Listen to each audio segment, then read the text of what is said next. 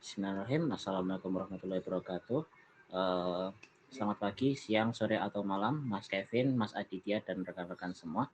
Kami dari kelompok 2 Praktikum Organisasi Sistem Komputer akan mempresentasikan hasil pengerjaan responsi 2 kami. Presentasi ini dibagi menjadi 2 bagian besar. Yang pertama akan ada analisis mikroskopis alur kerja elemen komputasi saat memproses input, dan yang kedua adalah investigasi forensik terhadap performa sistem berdasarkan berkas log yang tersedia. Lanjut. Sebelum masuk ke materi, izinkan saya memperkenalkan anggota kelompok 2. Yang pertama, saya Dwiandra Alfa Saif Ramadan dengan NIM L01250009. Dan saya Muhammad Nova Albani dengan NIM akhir 053.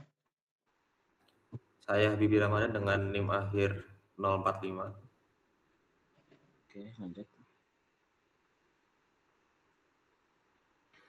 Berikut adalah presentasi roadmap kami. Yang pertama soal 1, kami akan membahas tentang alur kerja sistem komputer, di mana kita akan membedah perjalanan mikro sebuah karakter dari keyboard hingga ke lapisan penyimpanan. Lalu yang kedua, soal kedua, investigasi sistem berdasarkan log yang berfokus pada deteksi bottleneck memori, fenomena tracing, dan solusi mitigasinya. Dan yang terakhir, kami akan menutupnya dengan kesimpulan kelompok. Next. Masuk ke pembahasan yang pertama, yakni soal ke-1, yakni skenario-nya adalah mengetik huruf A pada kalimat pengolah teks hingga dokumen tersebut disimpan ke dalam SSD secara kasat mata. Proses ini kalau dibilang kayak terlihat instan, namun di balik layar terdapat koordinasi kompleks yang melibatkan puluhan komponen internal komputer yang bekerja dalam hitungan mikrodetik. Mari kita Lalu di sini tahap pertama dimulai pada lapisan fisik atau hardware input. Ketika ujung jari pengguna menekan huruf A di keyboard, penekanan tersebut menyebabkan penutupan sirkuit elektrik pada matriks di bawah tombol tersebut. Perubahan arus ini langsung dideteksi oleh keyboard control chip internal keyboard. Tugas utama kontrol ini adalah memetakan koordinat tombol yang ditekan dan mengonversinya menjadi kode biner mentah yang disebut scan code unit. Scan code inilah yang merepresentasikan bahwa tombol A sedang ditekan secara fisik. Lanjut. Nah, lalu setelah scan code siap, keyboard meminta perhatian CPU melalui mekanisme interrupt atau mekanisme interupsi. Keyboard mengirimkan sinyal elektrik interrupt request atau ERQ1 melalui bus control menuju APIC atau pengatur interupsi pada motherboard. Sinyal interupsi ini memaksa CPU melakukan 3 produser kritis. Yang pertama, CPU pause, yaitu menghentikan sementara tugas atau program user yang sedang berjalan. Kedua, context switch, di mana CPU akan melakukan operasi push untuk mengamankan nilai register aktif saat itu ke dalam interrupt stack di memori agar datanya tidak hilang. Yang ketiga, ISR call, CPU membaca interrupt descriptor table IDT untuk memanggil interrupt service routine atau driver keyboard yang bertugas mengambil data input tersebut. Lanjut.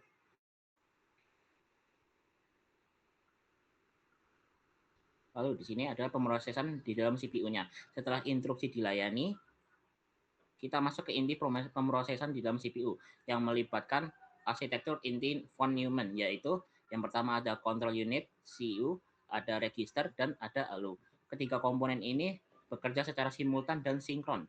Control unit dia itu sebagai pengarah aliran data. Lalu si register ini berperan sebagai tempat pemberhentian data sementara. Lalu si ALU ini atau Arithmetic Logic Unit ini untuk mengeksekusi jika ada operasi logika atau manipulasi biner terhadap karakter tersebut. Lanjut.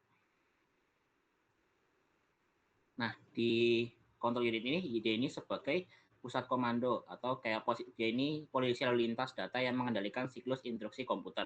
Dalam memproses huruf A, CPU menjalankan siklus detak internal, yakni fetch mengambil instruksi penanganan input. Lalu ada decode menerjemahkan scan code mentah dari keyboard menjadi format pengodean internasional standar seperti ASCII atau Unicode. Di sini karakter A diterjemahkan seperti presisi menjadi biner 8 bit, yaitu 01000001. Terakhir pada tahap execute, control unit memerintahkan pemindahan biner tersebut ke dalam register data untuk diproses ke tahap berikutnya. Lanjut. Nah, di pemrosesan di ALU ini, yakni peran arithmetic logic unit ini, walaupun mengetik huruf A itu bukan operasi matematika seperti pengalihan atau pembagian, penjumlahan atau apa, ALU ini tetap dia tuh memegang peran vital dalam melakukan kalkulasi biner. Operasi logika dasar untuk memvalidasi integritas data. ALU itu dia memastikan bahwa representasi biner tadi yang 01000001 ini diproses tanpa ada bit error atau cacat data pada gerbang-gerbang logika internal sebelum dilarikan keluar dari sirkuit inti prosesor menuju komponen memori. Lanjut. Lalu di sini adalah bagian transmisi dari data memori melalui CPU sistem lalu ada CPU. Ketika biner huruf A siap dikeluarkan dari CPU, data ini dialirkan melalui tiga bus utama secara paralel. Yang pertama, data bus, yakni dia ini sebagai jalur fisik yang memindahkan muatan biner aktual dari huruf A. Lalu yang kedua ada address bus, yakni membawa koordinat memori spesifik menuju ke lokasi buffer teks aplikasi mengolah kata di RAM agar data tidak tumpang tindih. Lalu yang ketiga ada control bus, yakni dia sebagai pembawa sinyal yang mengendalikan perintah memory write dari control unit. Sinyal memory write ini menginstruksikan ke RAM untuk membuka gerbang sel memorinya dalam menyimpan data huruf A tersebut secara temporer atau volatile. Lalu selanjutnya akan dilanjutkan oleh rekan saya.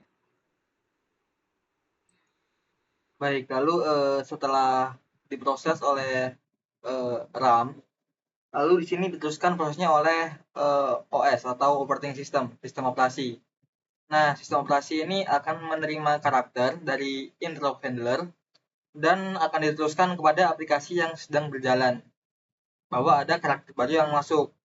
Lalu kemudian huruf tersebut ditambahkan ke dalam dokumen. Contoh, ketika kita sedang menjalankan Microsoft Word, kita mengetik A, maka si sistem operasi ini akan memberitahu kepada Word bahwa ada A atau karakter baru masuk ini, maka akan dimasukkan ke dalam dokumen itu.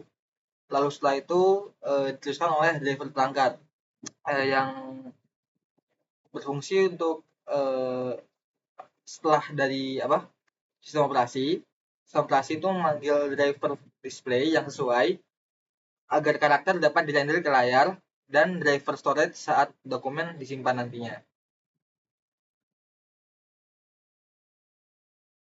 Nah, setelah itu proses yang terjadi ketika rendering atau memunculkan teks ini ke layar, driver display tadi mengirim instruksi ke GPU untuk menghitung posisi pixel dan bentuk visual sesuai font yang digunakan. Jadi tergantung pada variasi fontnya masing-masing. Lalu GPU ini menulis hasil render ke frame buffer. Nah, terus frame buffer ini ketika dia sudah diperbarui, maka frame buffer yang sudah diperbarui ini akan dikirim ke monitor, dan monitor menerjemahkan sinyal tersebut menjadi cahaya pada panel layar, sehingga huruf A muncul persis pada posisi kursor pada aplikasi pengolah teks atau yang biasanya kelap-kelip itu tempat kita mengetik itu.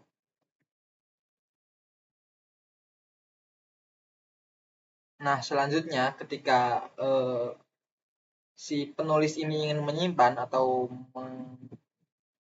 mengetik Ctrl S, save, maka yang terjadi adalah file system akan mengatur data atau mengirim instruksi kepada file system untuk menentukan tempat di mana data yang mau kita simpan itu akan disimpan nantinya.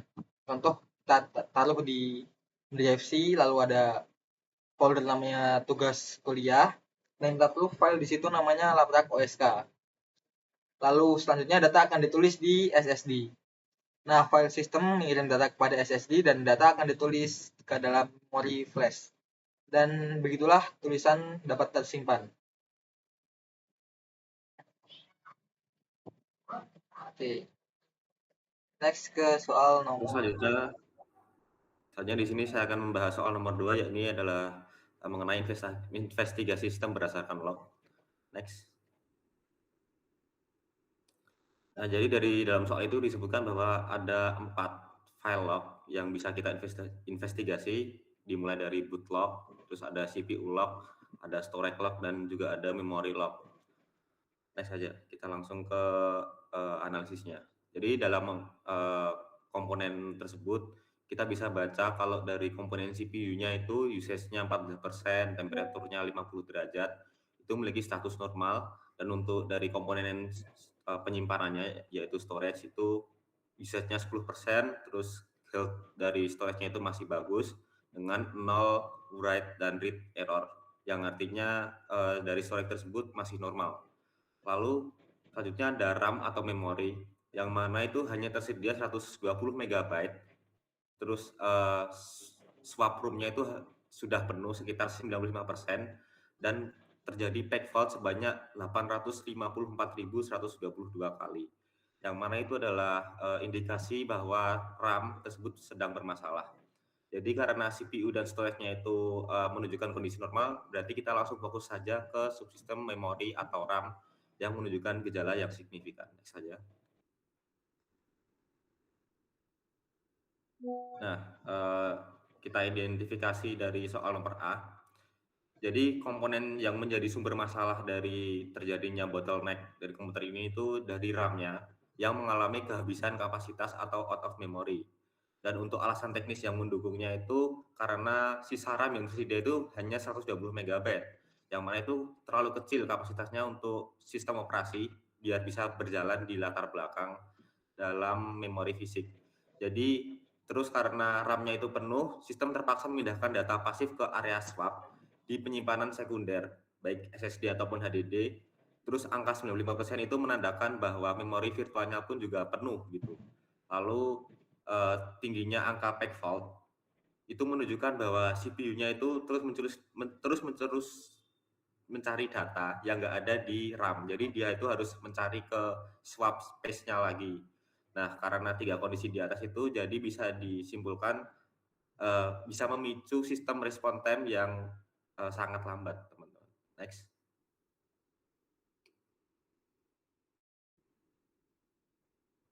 Nah, di sini adalah hubungan dari RAM, virtual memory, swap space, sama page fault. Jadi RAM sendiri itu adalah memori fisik, memori utama yang cepat, terus kapasitasnya tapi terbatas. Terus kalau virtual memory sendiri adalah abstrak memory yang membuat aplikasi seolah punya ruang lebih besar. Terus untuk swap space sendiri itu ruang storage yang dipakai sebagai perpanjangan RAM saat RAM penuh. Jadi itu buat data itu buat ditransfer ke RAM sama virtual memory lewat itu swap space. Terus kalau misalnya RAM-nya itu datanya itu nggak ada di RAM, maka akan terjadi page fault. Nah, jadi hubungannya sendiri itu ketika RAM fisik penuh, sistem operasi menggunakan virtual memory yang sebagian dipetakan ke swap space di storage. Terus perpindahan data antara RAM dan swap space ini namanya itu page fault, yang mana itu lebih lambat ngaksesnya dibanding akses RAM langsung. Next saja.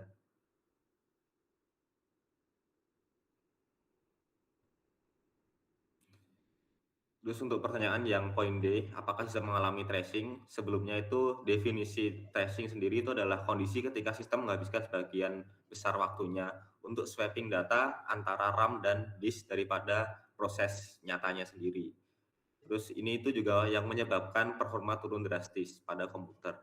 Jadi menurut kami ya sistemnya itu mengalami tracing karena terbukti dari sisa memorinya yang hanya kecil, yang hampir habis, hanya sekitar 120 MB. Terus penggunaan area swap yang sampai 95%, terus juga dengan jumlah page fault yang melonjak sampai 800-an itu, ini memicu respon sistem yang menjadi sangat lambat. Jadi ini sebuah indikasi bahwa komputer tersebut mengalami tracing. Next.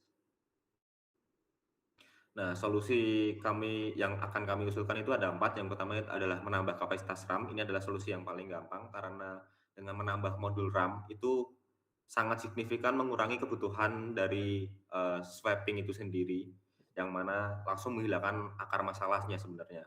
Lalu untuk opsi lain, alternatifnya itu bisa juga dengan optimasi ukuran dan lokasi swap, yakni menyesuaikan ukuran swap space atau memindahkannya ke storage yang lebih cepat seperti SSD untuk mengurangi dampak page fault. Lalu juga selain itu ada mengurangi beban memori aktif, yakni menutup aplikasi atau proses di background yang tidak perlu, sehingga aplikasi-aplikasi tersebut tidak memberatkan komputernya nanti. Terus juga yang terakhir ada monitoring dan pembatasan proses, yakni menggunakan tools monitoring memori untuk mengidentifikasi dan membatasi proses yang mengalami memory leak secara berkala. Next. Jadi kesimpulan dari presentasi kami untuk soal 1 itu, setiap aksi sederhana seperti mengetik satu huruf seperti A itu melibatkan rangkaian panjang komponen komputer yang bekerja saling terkoordinasi.